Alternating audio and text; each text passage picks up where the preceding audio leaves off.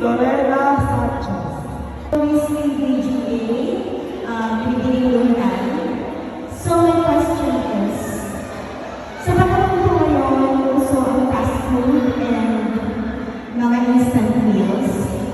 So paano po may papakita sa mga kabataan ngayon na pinakamahalaga ang pagkain ng mga gulay? At exciting din naman ito. Paano po sila mamomotivate para sila ay kumain ng mga healthy foods? Sa tingin ko po, magpo-promote po ako ng mga gulay na